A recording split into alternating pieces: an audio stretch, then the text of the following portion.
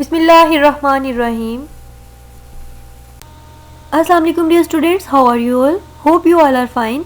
It's a time to learn computer science. You know very well, an electronic device that is used to store data and program is called a computer. We can also use computer to solve our problems according to the given instructions. Let's start our chapter number 1, which is about problem solving. In the previous lecture, we have discussed that problem solving is a technique that can be developed by following a well-organized approach. We have also discussed some steps that can be followed to solve any kind of problem. Now I will explain some more steps that can be used to solve our problems. Here we will learn about algorithm. Basically, algorithm is a sequence of steps that are used to solve our problem. अगर हम अपने problem को solve करना चाहते हैं तो उसके solution के लिए हम कुछ स्टेप्स राइट करते हैं. अगर उन स्टेप्स को सीक्वेंस में राइट कर दिया जाए तो वो एल्गोरिथम बन जाता है. We can define it as an algorithm is a set of steps that are written in a sequence to solve a problem.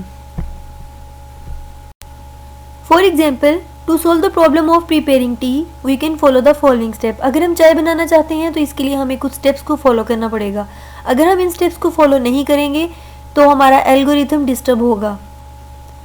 For making a tea we will take a start. First of all take a kettle. एक kettle लें, pour water in it, इसमें पानी डालें, put the kettle on the fire. After this add a sugar and milk. इसके बाद इसमें sugar और milk भी मिला दें. वेट टिल इट बॉयल्स, और तब तक वेट करें जब तक ये बॉयल नहीं होती. Remove the kettle from the fire. जैसे ही बॉयल हो तो आप केटल को रिमूव कर लें. After this our tea will be prepared. These steps are called algorithm for tea preparation. इन steps को हम algorithm कहते हैं which are for tea preparation. लेकिन अगर हम इनमें से किसी भी step की place को interchange कर दें तो हमारा algorithm disturb होगा. For example, अगर हम B और E की places को interchange कर दें, पहले हम sugar और milk को add कर लें, बाद में kettle लें, तो ऐसा possible ही नहीं है. इससे हमारा algorithm disturb होगा और हमारी tea prepare नहीं होगी properly. That's why we have to write steps in a sequence for finding the solution of any problem. Here we will discuss the role of algorithm in problem solving. सबसे पहले तो हम ये देखते हैं कि किसी भी प्रॉब्लम को सॉल्व करने के लिए एल्गोरिथम की क्या इम्पोर्टेंस है या इसका क्या रोल है. एल्गोरिथम हमें हर पॉइंट पे गाइड करता है, हमें इंफॉर्मेशन देता है, इंस्ट्रक्शंस देता है कि हमने सबसे पहले क्या करना है और उसके बाद क्या करना है. It provides a step-by-step guide to the problem solver. It is a complete description of solution. Computer programmer first write algorithm and then translate into code of some programming language. सबसे पहले कंप्यूटर प्रोग्रामर, एक ऐसा person जो programme right करता है उसे हम programmer कहते हैं. तो सबसे पहले प्रोग्रामर एल्गोरिथम राइट करता है और उसके बाद उसको कोड में कन्वर्ट करता है. Sometimes flow chart is use to solve a problem. कभी कभी हम एल्गोरिथम की प्लेस पे फ्लो चार्ट भी यूज़ कर सकते हैं प्रॉब्लम को सॉल्व करने के लिए. अगर हमारे पास एक प्रॉब्लम है तो सबसे पहले उसके सोल्यूशन के लिए एक फ्लो चार्ट ड्रॉ कर लिया जाता है, उसे पिक्टोरियल फॉर्म में राइट कर लिया जाता है. After this steps are written in a sequence which is called algorithm and then these steps can be converted into a computer program in the form of code. In this way, we can solve any type of problem. Now I will explain the formulation of an algorithm. There are different notations or keywords that are used to write an algorithm. We use the notations presented in this table to write an algorithm. In this table, the name of some notations and their meanings are given. The first one is start notation. It is the starting point of an algorithm. Every algorithm must have one starting point.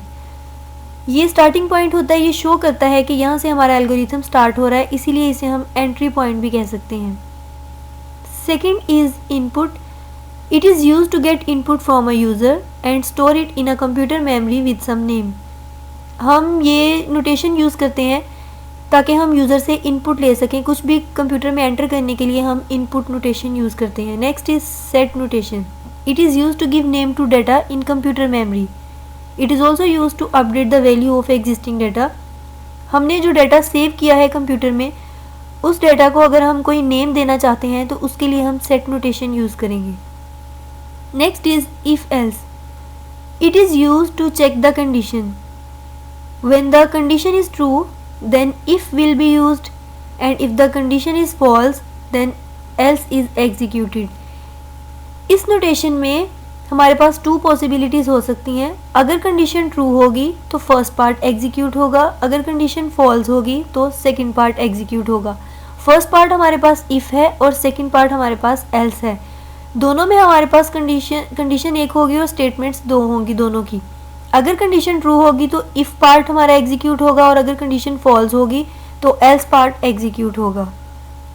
Next is go to notation. It is used to transfer control to a certain step of an algorithm. It is usually required in loops.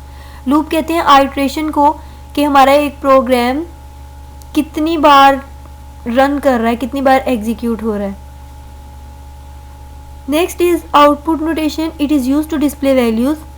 अगर हम अपने programme के result को या उसकी value को display करवाना चाहते हैं तो इसके लिए हम आउटपुट नोटेशन यूज़ करेंगे. And in the last we use stop notation. It is the termination point of an algorithm.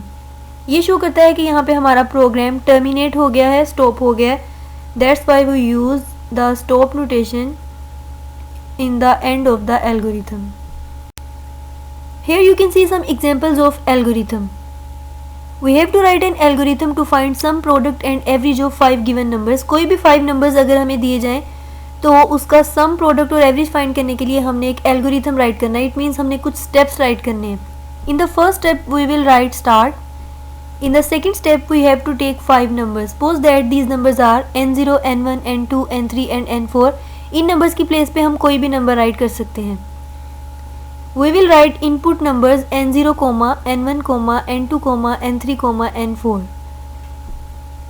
In the next step, we will use set notation. Set notation हम इसलिए यूज़ कर रहे हैं ताकि इन 5 numbers को add करने से जो आंसर आए वो किसी वेरिएबल में सेव हो जाए और वो वेरिएबल हम लेंगे सम. That's why we will write set sum to n0 plus n1 plus n2 plus n3 plus n4.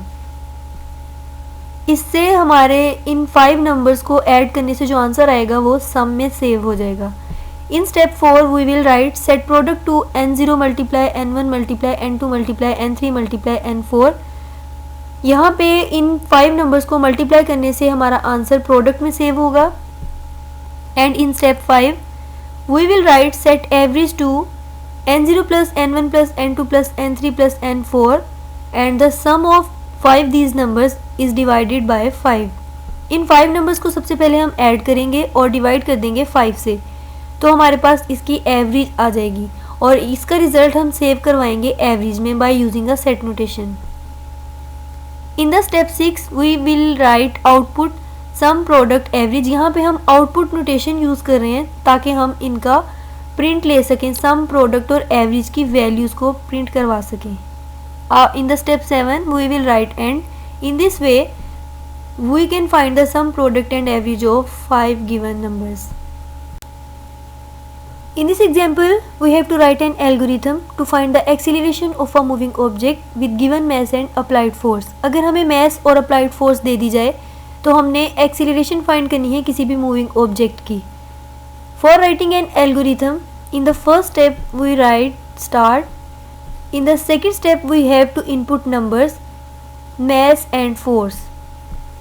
And in the third step we will use set notation for saving the result in acceleration. For this we will write set acceleration to force over mass. अगर हम force को divide कर दें mass से तो हमारे पास acceleration आ जाएगी और इसका result हम save करवाएंगे acceleration में. In the fourth step we will write output acceleration. इस स्टेप में हम एक्सीलरेशन की वैल्यू को डिस्प्ले करवाने के लिए आउटपुट नोटेशन यूज़ कर रहे हैं.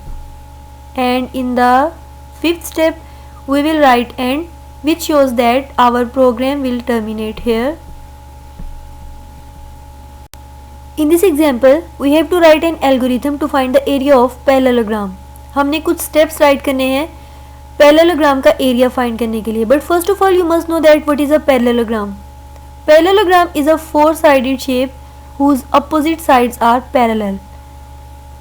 For writing an algorithm, in the first step we will write start. In the second step, we have to input any two numbers. These two numbers are base and height. For this, we will write input numbers, comma, base, comma, height. In the third step, we will use set notation for saving the value of base multiply height into the area. यहाँ पे हम base multiply height write कर रहे हैं because the formula for finding the area of a parallelogram is equal to base multiply height. तो base multiply height में हम जो भी नंबर्स एंटर करेंगे इनका प्रोडक्ट सेव हो जाएगा एरिया में. In the next step we will write output area. इस स्टेप से हमारे पास जो एरिया की वैल्यू होगी वो डिस्प्ले हो जाएगी स्क्रीन पे. And in the last step we will write end which shows that our program terminates here. Here you can see the efficiency of algorithm. अब हमने ये देखना है कि कौन से एल्गोरिथम ज़्यादा एफिशिएंट होते हैं. There can be more than one algorithms to solve the same problem. एक ही प्रॉब्लम को सॉल्व करने के लिए एक से ज़्यादा एल्गोरिथम्स भी बनाए जा सकते हैं. Better one depends upon efficiency of algorithm. लेकिन उसमें से बेटर वही होगा जो ज़्यादा एफिशिएंट होगा. Efficiency of algorithm is measured on the basis of number of steps and space used in computer memory. Algorithm की एफिशिएंसी दो ही चीज़ों पे डिपेंड करती है. First one is number of steps and second is space used in computer memory. If we talk about number of steps then we can say an algorithm is consider more efficient if it takes less number of steps to reach the result. अगर हम किसी algorithm में बहुत ही कम steps use कर रहे हैं अपना result find करने के लिए तो उस एल्गोरिथम को ज़्यादा एफिशिएंट कंसीडर किया जाएगा. And second is space used in computer memory. अगर हमारा एल्गोरिथम कंप्यूटर की मेमोरी में कम स्पेस ले तो ऐसे एल्गोरिथम को भी ज़्यादा एफिशिएंट कंसीडर किया जाएगा. Some data is stored in computer memory which is later used to give results. An algorithm using less space in computer memory is considered more efficient with respect to memory space. It is quite possible one algorithm takes less space in memory and more steps, whereas other algorithm takes more memory and less number of steps. Dear students, you have to remember that what is algorithm. By learning the algorithm, you can write the steps in a sequence to find the solution of any problem. You have to give your best. Thanks to all of you for sharing your precious time. Allah Hafiz.